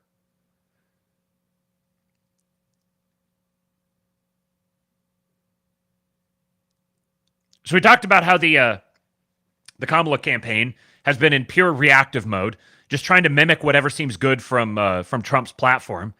And this might be the most brazen example of all. So suddenly now, after being nowhere to be found, she changes up her approach in the middle of a freaking hurricane. One of the biggest hurricanes in American history hits, wipes people out. Federal government response is preposterous. Everyone's pissed off. A month before the election, another hurricane's incoming into Florida. Another state's about to get wiped out. And she's like, podcast, give me a podcast interview. I need to go do podcast interviews. So she goes on Call Her Daddy. She's coming out on Howard Stern. And I tweeted this out. I said, hey guys, look, I know how to campaign in podcast interviews too. And I don't think anybody's picked up on my funny little joke in here because I also included this screenshot of this old lesbian campaigning for Kamala in the All In podcast. It's funny watching the fallout from this because nobody was happy about it. A ton of people who listen to every single episode of the All In podcast have not listened to it. Like yours truly. I'm not going to listen to Mark Cuban on the All In podcast. I'm not going to listen to frickin' J. Cal being just completely insufferable. And Jason Calacanis and David Sachs have a very interesting relationship on Twitter, or just in general. Because I don't know if I would be able to just be like all cool and chill and like doing business together and everything with the type of things they say back and forth to each other. I suppose it's maybe a testament to their character. I don't know, but things seem to be getting a little tense because everyone's he replied to picked out like one person. J. Cal picked out like one person who said something about Sachs interrupting too much or something, and Sachs is like, "Yeah, I'm not just going to sit here and let him just like dump diarrhea out of his mouth on my platform." And J. Cal's like, I'm sorry, I didn't moderate well. Please forgive me. I've sinned. Please look how virtuous I am. I made a mistake. Please forgive me." And Sachs is like, "Oh, the greatest moderator in the world is having to grovel now because he just came in and slobbed his knob." It's funny. It's funny seeing the way they go at each other. I can't. It seems like one of these spats is just going to end the All In podcast. Someone's going to get kicked off, whether it's Sachs or J. Cal. I don't know. Here's Kamala getting told to her face about the lack of response for victims in need. Tweeted out by the Trump War Room account. 5 million views here. 320,000 views here. She was raising money from her rich San Francisco donors, and Biden was at the beach when this was happening. Well, honestly, when we went up the first day, I was familiar because I used to live in Asheville. And we made the first stop in Morganton, and MJ and I drove up, and I was like, where's they drop off? I need to back up where they drop off their supplies. Me thinking that they're going to have all these supplies, and she come out, one of our community members come out, And she was like, oh my goodness, I'm so glad y'all here. Come to find out we were the only one. Really? We were the only one, and they had 3 tents. So they didn't even have a center of where to do it because you were the only one. We were the only one. They had 3 tents set up outside. And I guess maybe they had about 20 cases of water, and that was it. And what really got me was the 16-year-old daughter came up and seen when we take pads and put like 5 or 10 in a bag. Yeah. And she was like, oh my God, we got some pads. And it's a female. We know how valuable that is. And she said, because they were in Morganton, not in Asheville, that no one had brought them anything. This is like something from Parks and Rec. This is a surreal clip. She doesn't even have like the self-awareness or the presence of mind to act like she's running for president in this moment. She can't even pretend that she has no idea what this woman is talking about. She could not care less. Ostensibly, if she's running for president, she would either be aware of the situation on the ground, or she'd be like, what? They didn't have anything? Let me make a call right now. I'm going to solve this problem immediately. She doesn't even have the presence of mind to pretend to do that.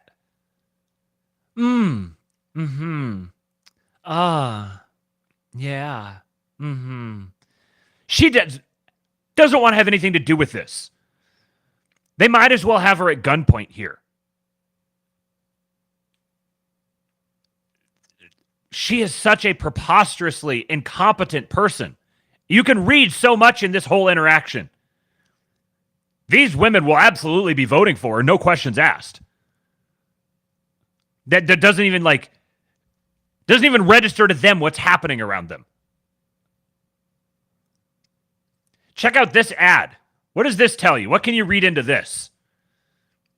From Fraser Ichabod Payne for the month of October at Mine Got Niles. Hold on to your just hold on to yourself. The cringe is going to be hard to get through, but we must. Hey, white dudes. So I think we're all pretty sick of hearing how much we suck. Every time you go online, it's the same story. We're the problem. And yeah, some white dudes are. Trump and all his MAGA buddies are out there making it worse, shouting nonsense in their stupid red hats and acting like they speak for us when they don't. All they've ever done is screw us over. But if you're not on the MAGA train, where do you go? Isn't it just swapping out one crappy option for another? Then it hit me. This isn't about picking... Swapping out one crappy option for another. White dudes for Harris are apparently campaigning openly against Joe Biden. In teams. It's about who's got a plan that's going to make life better for me and my family. So I've been doing my own research and decided to check out... I've been doing my own research. You can tell that this whole ad was put together by a bunch of millennial women sitting around a table, workshopping every last little word, and then hiring some guy to read it for them. Kamala Harris and Tim Walz. And before you jump down my throat, they're actually talking to guys like us. No lectures, no BS. Just real solutions that protect our freedoms and help us take care of the people who matter. And honestly, I think Harris and Walz are the ones to make that happen. End of the day, you're your own man. It's your call. But if anyone gives you crap about it, tell them it's none of their damn business. This is, put this in the Louvre. This is art. And check this out. It was paid for, what does the thing here say? Paid for by Beige Rainbow PAC. Not authorized by any candidate or candidates committee. Beige Rainbow PAC. Kate's like, hilarious that they use a fake tough guy Brooklyn accent. It's so try hard. But what does it tell you? That they think that they need to produce something like this. Is this a campaign that thinks they have it in the bag? They're producing something, trying to speak to white men in swing states. And they're doing this whole I know you really don't want to vote for us, but yeah, man, just gotta be a tough guy and You know, you may not like it, but just give us your vote anyway, you know?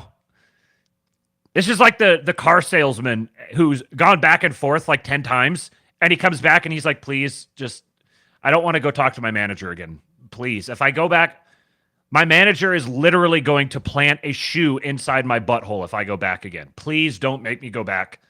Just sign. Can I buy you lunch? Can I get you a Starbucks gift card? Please, will you just buy the car? Like, that's the energy coming off of this ad. This is a massive white pill. This is what they see. We've heard all these drips about the numbers that the campaign, their internal numbers are catastrophic for her. And they're getting worse to the point where they're now producing ads talking to white guys saying, man, you guys really got it hard, don't you? Imagine how much it makes them seethe to put this together. Having to tell white guys, I know you really got it rough, you know, but Trump doesn't represent you. Everyone's so mean to you. But you're a strong man, right? You know, you're a strong man. You're gonna pick the people who are they're showing you white people, white families, telling you to do your own research. They're using all the phrases that make them spurg out. How much are they seething to put together this ad? What does that tell you about where their mind is? Some background on it. This is the first time I've ever looked at anything on Threads. It just came up when I Googled Rainbow PAC. The group White Dudes for Harris rolled out a $10 million ad campaign Thursday, with the first ad of the effort targeting white men in Michigan, Pennsylvania, and Wisconsin. So needed and so good, Dudes for Harris. Proud to unveil the very first ad from White Dudes for Harris. We're coming together to support Kamala Harris, focusing directly on talking to white dudes about our role in this election. This is just the beginning. We're showing up, speaking out, and standing for what matters. The Beige Rainbow PAC. Nobody likes you. Everyone hates you. Please, flush away $10 million.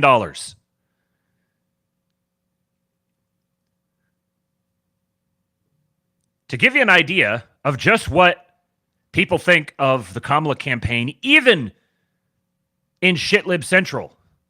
I can't play these actual clips here because it will definitely get the stream suspended. Clips from SNL. SNL rolls out Joe Biden's skit and admits he didn't want to go away, but, quote, they made me. Biden, a lot of people forget I'm president, including me. Harris, I just want to thank you, Joe Biden. Thank you for putting country first and for handing over the reins. Biden, I didn't want to. They made me. That's one. The other one, SNL just went savage on Tim Walz's disastrous VP debate performance. Doug Emhoff, Tim will be fine. It's not like he's going to say something crazy. Tim Walz, I've become friends with school shooters. And she's like chugging wine the whole time. Looks all nervous. And then when he says, I become friends with school shooters, she crushes the wine glass. It shatters. Someone gave SNL the green light to start shitting all over Kamala Harris and Joe Biden. Do you think they're doing this because they think she's going to be the next president? This is full-blown cope mode. No, look, we're independent. Like, it's not just anti-Trump. It's not like they've just gone to opposition party mode. They're like actually trying to schmooze Trump voters because they see where things are going. We're not going to let him back in. They've destroyed the reputation of SNL. SNL's bandwidth has already been reappropriated. They're not getting it back. Shout out to O2 Tom. 2 British pounds. We got a limey in here. He says DNC will be Pepe and Giga Chad posting soon. Losers. Yes. We run the culture now.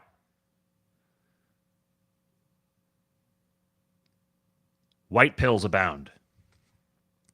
All right.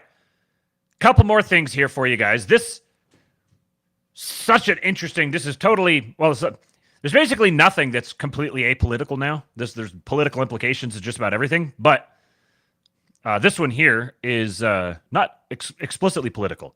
From Dr. Insensitive Jerk. He says, to judge an artwork, ask how many ways it could have failed. A rant from my crazy sister. For example, consider Michelangelo's David. One wrong chisel stroke out of hundreds of thousands would have made it a failure. For every path leading to success, Michelangelo had to hurdle 10,000 paths leading to failure, relying on years and years of practice and study. Now compare that to this performance art. This is what he's talking about.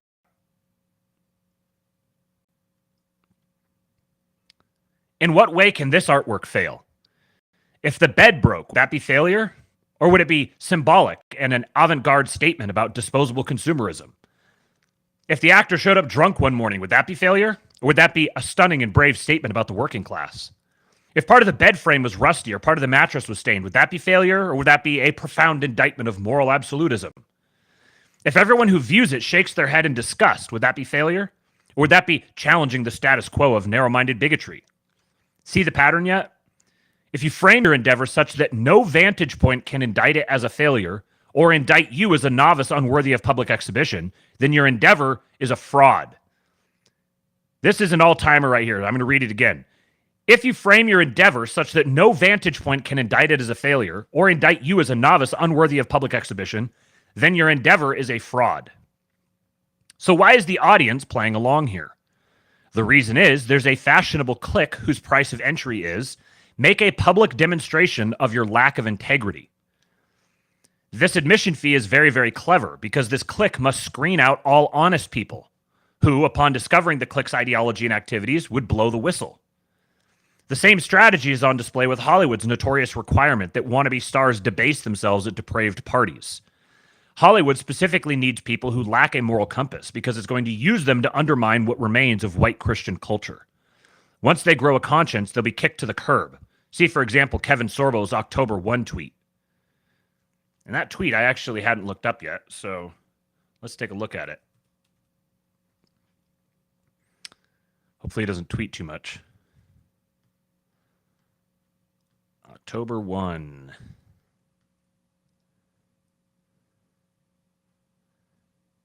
Okay, so was it a reply?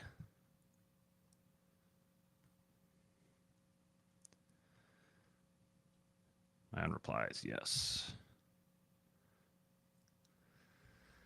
I should have pulled this up before. I forgot that he mentioned it. October 2. October 2. October, what the? Twitter has been kind of janky lately, loading things. Yeah, I don't know what he's referring to.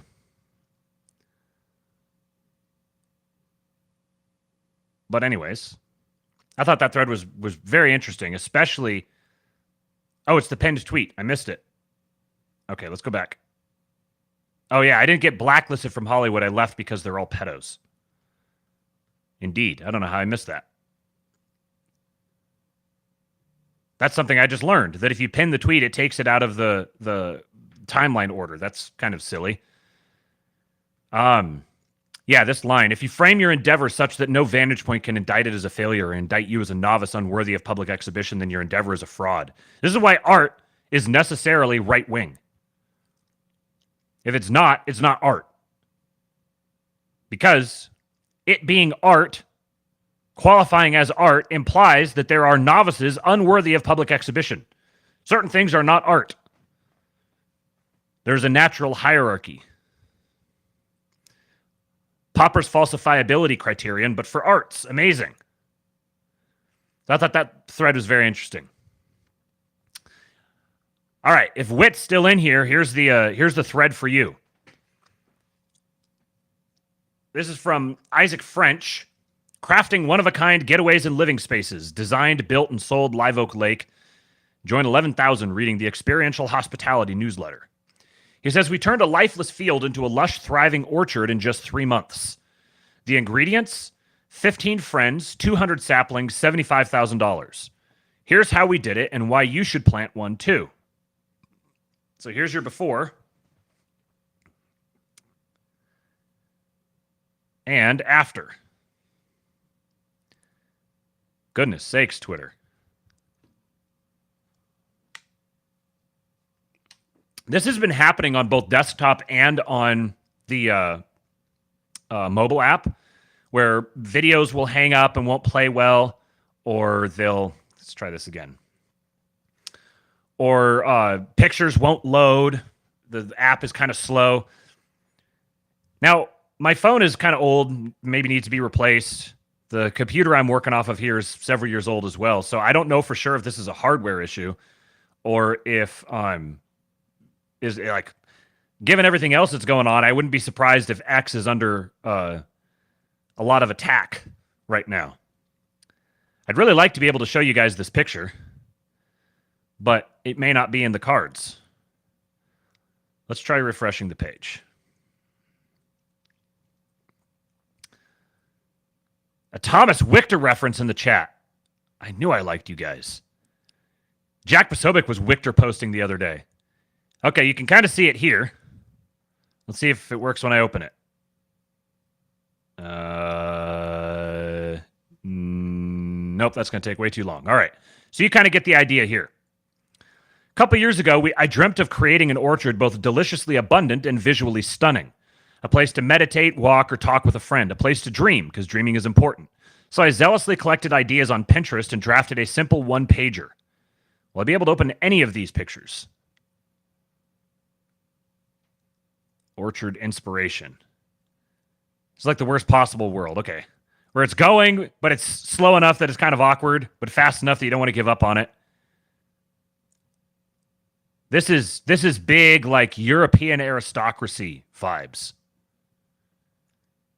You should absolutely go listen to Pete Quinones' conversation with Stormy Waters. Another Stormy Waters conversation out there. This one, they didn't touch on a lot of basically anything that Stormy's talked about before. They talked about the robber barons. And it was phenomenal. It made a whole bunch of stuff click. Just a whole bunch of things just went bink and just popped right into place. I'm probably going to have some writing or some talking about the stuff he was discussing, because it really just, I don't know, everything just popped into view. And I'm going to have to let the thoughts percolate a little bit as, I'm going to have like 40 hours of driving in the next 10 days. So who knows what will come of it. Thomas 777 is great. I thought... You saying Thomas 777 is greater than Thomas Wichter, or he is Thomas Wichter? Because I like both of those. Twitter's been super janky on my end for 3 months. Okay, so it's not just me. It makes me think they're probably getting... there's probably a lot of cyber attacks going on. He says, I shared it with a group of friends and neighbors, many with more experience in growing stuff than me, and they were all in. Just down the road from my home sat a 5-acre patch of unloved field. Location secured. We mapped out rows and sketched plans. And designed for max biodiversity, choosing every fruit our Texas climate could support, approximately 50 different varieties and subvarieties. A grape arbor would enclose the orchard, while deep inside I envisioned a pergola, koi pond, and herb and flower garden. Then we got to work. So you can see some of the drawings and stuff that they put together here. About 15 of us spent over 1,000 hours transforming that field, nights, weekends, and a few full days. I just launched and automated Live Oak Lake, so the timing was perfect. Irrigation was critical. Summers here in Texas are scorching, and young trees can die overnight. It'd be really nice if these pictures would open. Okay, this one's going a little bit. Definitely Texas. Witt says, just bought 3 acres of grassland and are going to put a house there in like 5 years. We're wanting to plant and postage stamp orchard out there in the spring. Excellent. This is the sort of stuff that this is building. We need millions of people doing this on this sort of scale, a little smaller, a little bigger. This is what it is to rebuild America.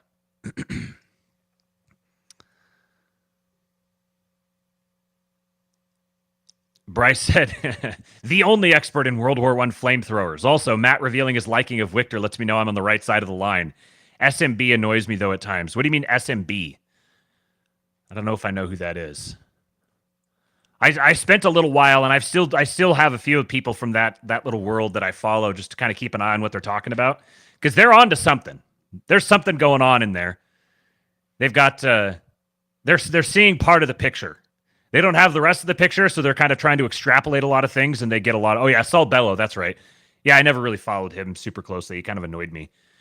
But they extrapolate too much, but there is something that's in there that they're onto. The devolution theory is a very interesting one. Patel Patriot, he's got a very interesting series on the devolution theory, and I think he's very much onto something. That's something that I've bookmarked for a schizo stream sometime when we don't have anything else lined up. All right, this is taking forever.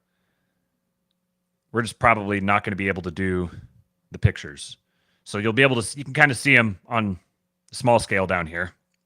Now, obviously, in this case here, they've got, this is a significant amount of investment. They've got a lot of people, they got a lot of land, they got a lot of supplies. He said $75,000, which honestly, like, the fact that the land wasn't $75,000 is impressive. So if they were able to do this whole thing for $75,000, they are operating on a budget. But this is a great model. And I hope it inspires some of you guys. He says, we trenched a mile of drip irrigation from a shallow well, built a deer fence, and milled timber for the timber-framed pergola. Granite pathways, patio, a rock water feature, all DIY. Funding came from Live Oak Lake's first quarter profits, and we did all the labor ourselves. This is the part here that can be mimicked. Build something, sell it or automate it, and let it fund the thing that you're trying to, the other thing you're trying to build. I'm taking notes on this because a little teaser, little spoiler alert. We're planning on building a king-pilled compound. There will be a king-pilled compound at some point, whether it's in a couple of years, in several years, it's going to be built. And we want to get some, we want to get good people involved in that with us. That's part of the purpose of the King Pill Discord, is beginning to filter out the good eggs from Gen Pop. Yeah, devolution. 75K, and 3 months later, we were ready to plant. Last January, 2023, we put 207 tiny saplings in the ground. Just 18-inch sticks that didn't look like much. Retreated each one with mycorrhizal fungi to stimulate nutrient access and drought tolerance, added compost and plenty of water. And this picture is just not going to load at all. What a shame. I'll be putting this in the master thread for the ASTROLABE. As soon as I finish the show here, I'll be going over to Twitter at RealKingPilled, and I'll post all the links that I covered. So you guys can go look at it yourselves. By the end of their first year, they tripled in size. This January 2024, we pruned a good 50% of each tree to channel energy into strong, healthy structure, especially crucial in year one. But since then, they've tripled in size again. They're thriving, structured, balanced, and already... There, it opened. So here's the other one that wouldn't open before. And already bearing first fruits. I picked my first juicy pear a few weeks ago. The grapes are flourishing too. Just a couple weeks after planting the orchard, Helen gave birth to our first child. Now the trees and Lucas are both 20 months old. This is goals right here, folks. We're learning how to tend an orchard and raise a family at the same time. Plenty of parallels. Most of the work is in the beginning. Planting, irrigating, fencing, pruning. But once the foundation is laid, you have an asset for decades. These trees should produce for 20 to 50 years. And soon we'll have to figure out what to do with a flood of fruit. Cider, you pick, fruit leather, tours and workshops, ideas welcome. But more importantly, go dream. Go plant your own orchard, or better yet, find some friends to do it with. Look at that, man. Beautiful. Whether it's 2 trees or 200, you'll thank yourself. You'll thank yourself. I promise. Thanks for reading the story. I hope it inspires someone. I've got some ideas about incorporating an orchard into an experiential hospitality property or vice versa. If you want to learn more, I'm going to write about it in Monday's newsletter. Here's all the fruits that they planted. Apples, peaches, pears, plums, plumcotts, pecans, persimmons, mulberries, figs, pomegranates, quince. I've never actually heard it said out loud. I've only ever read it. And 3 different kinds of grapes all along the fence. And one of my friends hand-built a few beehives and learned beekeeping. The bees did an amazing job pollinating, and we just harvested our first batch of honey. Ugh! He says, just found this video from the evening of the day we finished construction. To celebrate, we had a huge farm dinner with family, friends, and neighbors. Trees weren't planted yet, but everything was ready, and it sure was a great feeling.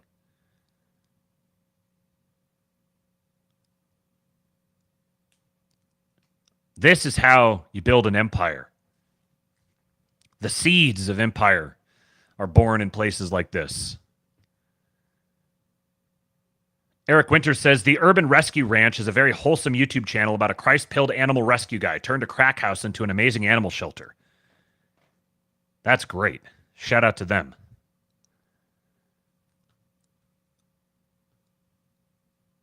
All right. So, reminder for you guys, I'll be having a conversation here in about an hour and a half with Emergent Perspective. We're going to do the second in our Hanseatic League series. The first one was on how Elon is a one-man Hanseatic League. This one is going to be about how the woke mind virus is a Hanseatic League. This is an idea that Emergent Perspective brought to my attention. So if you want to join us for this live stream, it'll be about an hour and a half from now. And you become a King Pill channel member.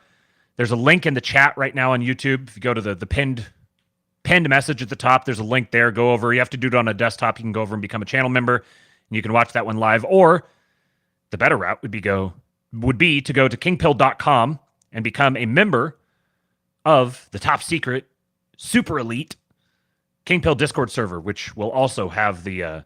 I created a Telegram group just for Discord members where I can stream it to them as well. So you don't have to pay for it twice.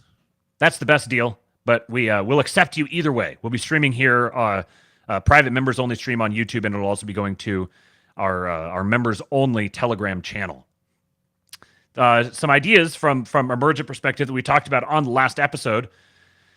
He's responding to Ryan Selkis, who says, politics is violence. It is literally a civilized way to determine who controls the state's monopoly on violence. The pearl-clutching losers who want us to tone down rhetoric are projecting their fear that the right will be as evil with that monopoly as the left has been. If you want an interesting conversation on the difference between left-wing violence and right-wing violence, I highly recommend the most recent, and the name just Thought Crime Syndicate, P. Quinones, with Dark Enlightenment and Jose El Nino and Charles Padilla. The most recent episode was very good. It was very sobering, but they had an interesting conversation about the difference between right-wing violence and left-wing violence that I highly recommend.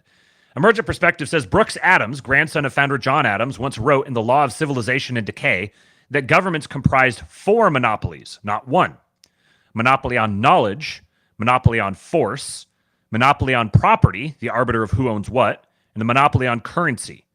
He argued that the second, force, is actually the least used, and the others are far more important. Think about it. They want to shut down Elon Musk because free speech undermines the first monopoly, knowledge. They view him as a rival government. Crypto and blockchain could potentially break 3 and 4, property and currency. If they lose control of those, force is all they have left. So we'll be elaborating more on this concept and how the woke mind virus is a Hanseatic League operating today, and what we can glean from that. So once again, we'll be going live about 4 p.m. Central Time, 5 p.m. Eastern. Members only stream. Go to the link at the top of the chat, or become a King Pilled Discord member at kingpilled.com, and you can join us for that. And the very last thing I've got for you guys today is a little bit of sober admonishment. Sam Altman quote, he says, the most successful people I know believe in themselves almost to the point of delusion. And he shared this quote from James Poulos, a very good man. I very much appreciate his spirit and his thoughts. A Blaze Media contributor shared this quote from Saint Sophronia of Essex. Pride is trying to imagine a world and live in it. Humility receives the world as God created it. This is a very old way of saying, stop living in Ancapistan in your head. Shout out P. Quinones. Stop living in Ancapistan in your head. Stop living in the gay in your head. Stop living in the whatever fanciful, super-based world in your head. And start living in the world that we actually have. The world has been given to us to redeem. And to do so, we must return to the Father and repent and dedicate our lives to redeeming the world. And in that way, we participate with God in the act of creating the world. Creation isn't something that happened in the past. Creation is something that's ongoing on a regular basis. We are the vessels through which God creates. Humanity is the vessel through which God creates. The logos of the universe is human. We must accept the world as it is, as God created it, and we must redeem it. to imagine a world and try to live in it is the greatest sin, the sin of pride. All right, guys. I just remembered that I forgot to tweet out the master thread for the ASTROLABE on Saturday. So I'm going to do that. I'll tweet out the master thread for this one, and then I'll be going live with Emergent Perspective in about an hour and a half. You can watch that members-only stream. I've already told you guys a bunch of times how to do that, so I don't think I need to say it again. There will be no ASTROLABE tomorrow. There will actually, I don't know if there's going to be an ASTROLABE for the rest of the week, but I've got some other content that I'm going to be releasing for you guys, so you don't have to go completely without. But I'm going to be on the road, driving to Michigan and on to an undisclosed location to begin the process of building something for you guys. So you'll have to sacrifice your ASTROLABE listening now to get something so much more down the line, not too far off in the distant future. Welcome, Georgie P, to the King Pilled, a new member. It's great to have you, sir. So there'll be no ASTROLABE, but there will be some content coming out. So if you want to stay up to date on that, then go to, you can subscribe to the YouTube channel here. You can follow me on Twitter @RealKingPilled. Also, go to kingpilled.substack.com and subscribe to the King Pilled Substack. I've moved all the podcast hosting over there, so podcast episodes will drop there first for paying members, and then they'll be released to Gen Pop later on. So go over there and sign up. That's how you can stay keep up to date with everything that we're doing. Go to the King Pilled Discord, kingpilled.com, sign up, join there. You also, if you want to just send some no strings attached cash, which is very much appreciated because I'm doing this full time now, and we got a big old trip to pay for. So buymeacoffee.com/kingpilled.